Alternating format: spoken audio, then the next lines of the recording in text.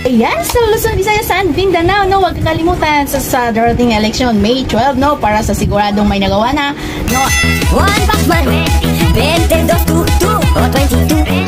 ang party list tutu. One Pacman, 22, party list ng Champions to.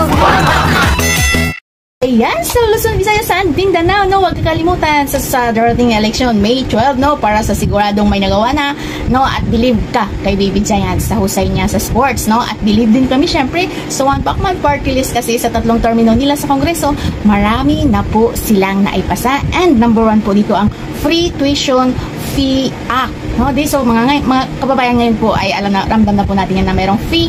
Tuition Fee Act, at ayan po ay ang number 1 na naipasa na po ng One Pacman party list, and ang sunod po ay yung Universal Health Care Laws. Napaka-importante po yan sa ating mga kababayan, no, ang Universal Health Law, and ang pangatlo po ay syempre yung